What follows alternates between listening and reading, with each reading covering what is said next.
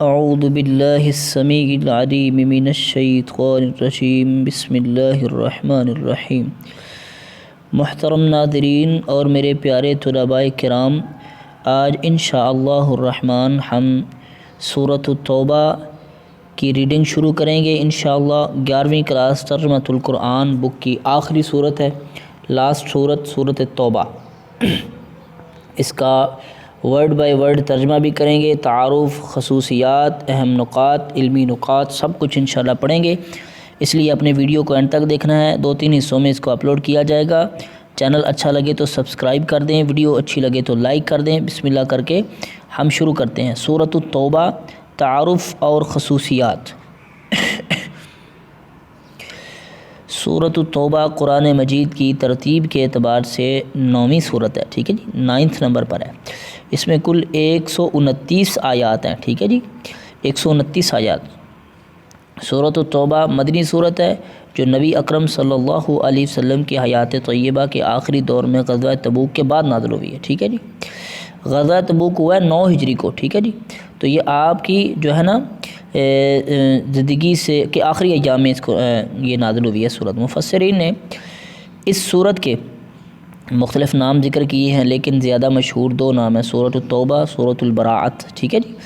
اس سورت کو سورۃ التوبہ اس لیے کہا جاتا ہے کہ اس میں ان چند صحابہ کی توبہ قبول ہونے کا ذکر ہے جو کسی وجہ سے غزوہ تبوک کی مہم سے شریک نہ ہو سکے، اور بعد میں انہوں نے اپنی اس غلطی کا اعتراف کرتے ہوئے سچی توبہ کی، ٹھیک ہے جی۔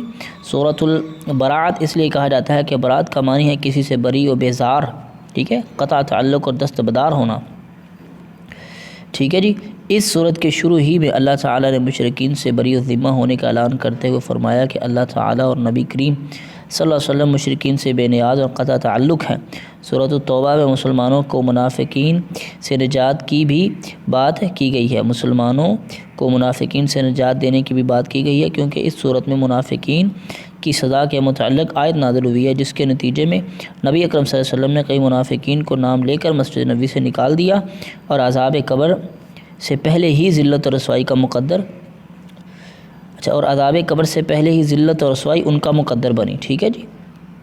آگے چلتے ہیں۔ غزوہ تبوک، کیونکہ اس صورت میں جو ہے نمایاں طور پر غزوہ تبوک کا ذکر ہوگا، تو اس لیے غزوہ تبوک پر بھی روشنی ڈالی ہے اہل کتاب نے، مطلب کتاب والے نے۔ فتح مکہ اور غزوہ حنین کے بعد اسلام بڑی تیزی سے پورے جزیرہ نما عرب میں پھیلنا شروع ہو گیا، ٹھیک ہے جی۔ لوگ گروہ در گروہ اسلام میں داخل ہونے لگے۔ اسلام دشمن قوتوں نے واضح طور پر اپنے آپ کو خطرے میں محسوس کیا، اور عرب کے سرحدی قبائل نے اسلام کا راستہ روکنے کا فیصلہ کیا، ٹھیک ہے جی۔ جو سرحدی قبائل تھے انہوں نے اسلام کا راستہ روکنے کا فیصلہ کیا، اور اس کے لیے روم کے بادشاہ ہرقل سے مدد مانگی، ٹھیک ہے جی۔ اس وقت 2 ہی تو سلطنتیں تھی نا، سلطنت روم اور سلطنت ایران، ٹھیک ہے جی۔ تو انہوں نے کس سے؟ سلطنت روم سے مدد مانگی، جو عرب کے سرحد پہ قبائل تھے۔ غزوہ موتہ میں 3000 کے اسلامی لشکر نے 2 لاکھ عیسائی فوج کو شکست فاتح دی۔ ہرقل کیسر روم نے اسلام کی اس ابھرتی ہوئی قوت کو ختم کرنے کا فیصلہ کیا، اور ملک شام کے عیسائی خاندان کو اس مہم پر مقرر کیا۔ ہرقل نے 40,000 کا ایک لشکر اس مقصد کے لیے روم سے روانہ کیا، جس میں ارد گرد کے عیسائی قبائل بھی موجود تھے۔ ملک شام کی طرف سے آنے والے ایک تجارتی قافلے کے ذریعے نبی اکرم صلی اللہ علیہ وسلم کو خبر ملی کہ شام کے عیسائی حاکم نے رومیوں کی مدد سے شام کی سرحد پر فوجیں جمع کر لی ہیں، اور وہ مدینہ پر حملہ کرنے کے لیے مسلمانوں کو ختم کرنے کا ارادہ رکھتا ہے، ٹھیک ہے۔ مسلمانوں کے لیے یہ سخت آزمائش کا وقت تھا، ٹھیک ہے۔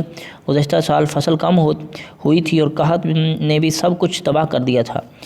اب جب جہاد کا حکم ہوا تو فصل بالکل تیار اور پکی ہوئی تھی، موسم بے انتہا گرم تھا، مسافت دور کی تھی، راستے میں دشواری بھی تھی، پریشان کن حالت تھی، ٹھیک ہے جی۔ سواریوں اور سامان کی بھی شدید کمی تھی۔ اللہ تعالیٰ نے قرآن مجید میں غزوہ تبوک کو جیش العسرہ، یعنی ایک مشکل گھڑی والا غزوہ قرار دیا ہے، ٹھیک ہے جی۔ ان مشکل حالات میں نبی اکرم صلی اللہ علیہ وسلم نے اعلان جہاد فرمایا۔ صحابہ کرام رضوان اللہ علیہم اجمعین کو حکم ہوا کہ ملک شام جا کر کیسر روم کی افواج سے مقابلہ کرنا ہے۔ رسول اللہ صلی اللہ علیہ وسلم اگر یہ اقدام نہ فرماتے تو اسے اسلام اور مسلمانوں کی کمزوری سمجھا جاتا تھا، ٹھیک ہے جی۔ یعنی اگر آپ آگے جو ہے وہ قدم نہ آگے بڑھاتے تو یہ اسلام کی کمزوری ایک طرف میں شمار ہوتی، ٹھیک ہے۔ منافقین نے مسلمانوں کو بد دل کرنے کی بھرپور کوشش کی، لیکن وہ اپنے اس مذموم ارادے میں کامیاب نہ ہو سکے۔ حضرت محمد رسول اللہ صلی اللہ علیہ وسلم نے دیگر غزوات کے برعکس غزوہ تبوک کے لیے عام اعلان فرمایا۔ پہلے اسلام کے زیر اثر علاقوں میں قاصد بھجوائے تاکہ مسلمان پوری قوت طاقت کے ساتھ نکلے۔ نبی اکرم صلی اللہ علیہ وسلم نے یہ فرمان پہنچایا جہاں تک ہو سکے مال و اسباب کے ساتھ اس غزوے میں شریک ہوں۔ انتہائی گرم موسم اور سختیوں کے باوجود مسلمانوں پر شوق جہاد اور جذبہ شہادت غالب رہا۔ اس موقع پر منافقین اپنے رویے کی وجہ سے بالکل نمایاں ہو گئے۔ حضرت محمد رسول اللہ صلی اللہ علیہ وسلم نے منافقین کے سردار عبداللہ ابن ابی کو ان کے تمام منافقین ساتھیوں سمیت لشکر سے نکال کر باہر کر دیا۔ اہل ایمان نے اپنی طاقت سے بڑھ کر اثار کا مظاہرہ کیا اور پکی فصلوں کو چھوڑ کر نبی کریم صلی اللہ علیہ وسلم کے ساتھ روانہ ہو گئے۔ نبی اکرم صلی اللہ علیہ وسلم نے لشکر کی تیاری کے لیے مسلمانوں کو دل کھول کر عطیات دینے کی ترغیب دی۔ تمام صحابہ کرام نے اپنی طاقت سے بڑھ کر مالی قربانی دی۔ یہ وہی غزوہ ہے جس میں حضرت ابوبکر صدیق نے اپنے گھر کا سارا سامان اللہ کے راستے میں دے دیا تھا۔ ماہ رجب المرجب 9 ہجری میں حضرت محمد رسول اللہ صلی اللہ علیہ وسلم 31,000 مجاہدین کے ساتھ ملک شام کی طرف روانہ ہوئے۔ ان میں 10,000 سوار تھے۔ سواریوں کی کمی کی وجہ سے ایک اونٹ پر باری باری بہت سے لوگ سوار ہوتے تھے۔ اسلامی لشکر نے 500 میل کا فاصلہ بڑی مشکلات کے ساتھ طے کیا۔ تبوک پہنچ کر معلوم ہوا کہ رومی فوج ادھر ادھر بکھر گئی اور انہوں نے مسلمانوں سے لڑائی مول لینے کا خیال دل سے نکال دیا۔ اللہ اکبر، ماشاءاللہ، کبھی ہماری اتنی جرت و طاقت ہوا کرتی تھی، لیکن آج کون ڈرتا ہے ہم سے؟ مسلمانوں کی فوج 20 دن تک مقام تبوک میں کھڑی رہی، لیکن کوئی مقابلہ نہ ہوا۔ ادھر طاقت کون سی تھی؟ سپر پاور طاقت، لیکن ادھر ایمان کی طاقت تھی۔ اللہ ہمیں پھر وہی طاقتیں عطا فرمائے۔ مسلمانوں کی فوج 20 دن تک مقام تبوک میں ٹھہری رہی، لیکن کوئی مقابلہ نہ ہوا۔ پھر نبی اکرم صلی اللہ علیہ وسلم نے اپنے مجاہدین کو واپس مدینہ منورہ روانگی کا حکم دیا۔ غزوہ تبوک کے لیے مسلمانوں کی جنگی مہم جوئی اسلامی دعوت کو بہت قوت پہنچائی۔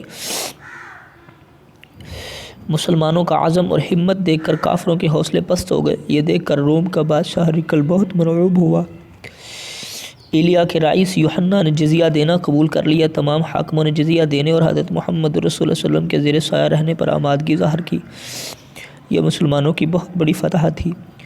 مسلمانوں کو غزوہ تبوک کی تیاری سے یہ اندازہ ہو گیا کہ وہ روم اور ایران جیسی حکومتوں کا مقابلہ بھی کر سکتے ہیں۔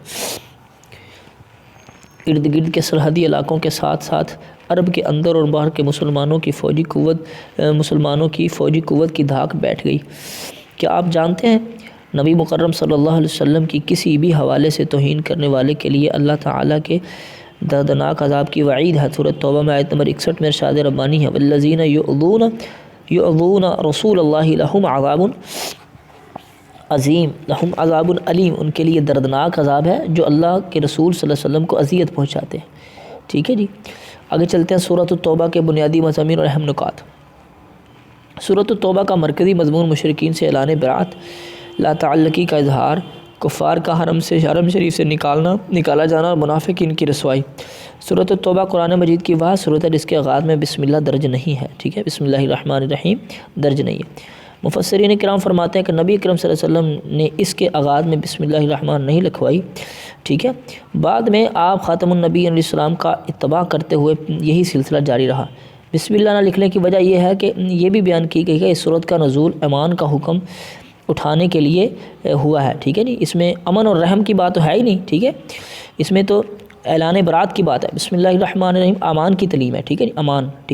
سورۃ التوبہ کے مضامین کو نکات کی صورت میں یوں بیان کیا جا سکتا ہے، کیسے؟ اللہ تعالیٰ اور اس کے رسول حضرت محمد رسول اللہ صلی اللہ علیہ وسلم کی طرف سے مشرکوں سے بیزاری اور آئندہ بھی بیت اللہ کے قریب نہ آنے دینے کا اعلان۔ پہلی بات، مسجد کی تعمیر اور نگرانی کے لیے اہل ایمان کامل کو لازمی قرار دیا گیا ہے، مسجد کی تعمیر اور نگرانی کے لیے ایمان کامل کو لازم قرار دیا گیا، ہجرت کرنے والے مومنین کی فضیلتوں اور جنگ حنین کا تذکرہ ہے، یہود و نصارہ کا پیغمبروں کو اللہ تعالیٰ کا شریک ٹھہرانے کا بیان ہے۔ جب ہم صورت پڑھیں گے انشاءاللہ بہت مزہ آئے گا انشاءاللہ۔ مشرکین کی طرف سے حرمت والے مہینوں میں اپنی مرضی سے رد و بدل کرنے کو کفر قرار دیا گیا ہے، ٹھیک ہے جی۔ اہل ایمان کو قتال فی سبیل اللہ کے لیے ابھارا گیا اور منافقین کی سردرش کی گئی ہے۔ دوران ہجرت غار ثور میں حضرت ابوبکر صدیق رضی اللہ تعالیٰ اور نبی کریم صلی اللہ علیہ وسلم کی رفاقت کا تذکرہ ہے۔ زکوٰۃ کے مصارف اور مومن مجاہدین کی تعریف اور جہاد کرنے کی ترغیب کا بیان ہے۔ منافقین کی مذمت کے ساتھ ساتھ ان کی سازشوں اور منافقانہ حرکتیں بھی بے نقاب کی گئی ہیں۔ بعض صحابہ کرام کی توبہ کا ذکر ہے جو کسی وجہ سے غزوہ تبوک میں شرکت سے پیچھے رہ گئے تھے۔ جہاد اور علم کی فضیلت بیان کے ساتھ ساتھ حضرت محمد صلی اللہ علیہ وسلم کی صفات عالیہ کا ذکر کیا گیا ہے، ٹھیک ہے جی۔ آگے چلتے ہیں اس کے علمی اور عملی نکات کی جانب۔ سورۃ التوبہ کے مطالعے سے جو علمی اور عملی نکات معلوم ہوتے ہیں ان میں سے چند درج ذیل ہیں۔ دشمنوں میں بھی اگر کچھ لوگ عہد پر قائم ہو تو ان کا لحاظ رکھنا چاہیے، ان کے ساتھ عہد شکنی کرنے والوں جیسا سلوک نہیں کرنا چاہیے، ٹھیک ہے جی۔ حالت کفر سے اسلام میں آ جانے والے مسلمانوں کے بھائی بن جاتے ہیں، حالت کفر سے اسلام میں آ جانے والے مسلمانوں کے بھائی بن جاتے ہیں، وہ حقوق میں ایک دوسرے کے برابر حق رکھتے ہیں، ٹھیک ہے جی۔ سچے اہل ایمان اللہ تعالیٰ ہی کا خوف رکھتے ہیں، وہ اہل باطل اور مخلوق سے خوف زدہ نہیں ہوتے۔